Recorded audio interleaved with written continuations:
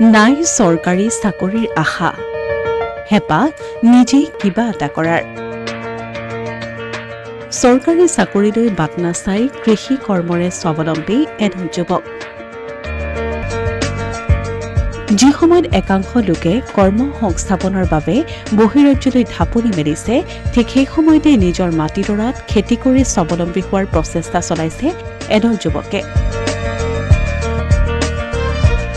বৰহমপুৰৰ বামুণীৰ নিকটৱৰ্তী চকৰি গাঁৱত জৈৱিক পদ্ধতিৰে বগৰী শাক-পাচলি আৰু অন্যান্য শস্যৰ খেতি কৰি এতিয়া জীৱিকা নিৰ্বাহৰ চেষ্টা কৰিছে যুৱকসকলে ঘৰতে বিক্ৰী হয় তেওঁলোকে উৎপাদন কৰা শাক-পাচলি হৈ আছে আৰু খৰিও আছে বজাৰ দখল কৰিবলৈ সক্ষম হৈছে যথেষ্ট সক্ষম হৈছে পাইকাৰী আহে ইয়াৰ পৰা লৈ যায় আৰু মানে আমি বজাৰত তেনেকে বহি থাকিব নালাগে আমাৰ বস্তু ঘৰতে বিক্ৰী হয় নগাঁৱৰ ৰঞ্জন কুমাৰ শৰ্মা নামৰ ব্যক্তিগৰাকীৰ প্ৰচেষ্টাত এইসকল যুৱকে গ্ৰহণ কৰা এই পদক্ষেপ এতিয়া সকলোৰে বাবে আদৰ্শ হৈ পৰিছে এই পদক্ষেপৰ জৰিয়তে 7টাকৈ পৰিয়ালে জীৱন নিৰ্বাহ কৰি আছে আমি এইখন ফাৰ্মৰ জৰিয়তে প্ৰায় 7টা পৰিয়াল আৰামছে চলি আছে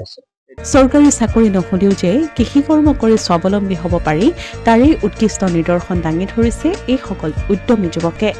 অসমীয়া প্ৰতিদিন ডিজিটেল সংবাদ বৰহমপুৰ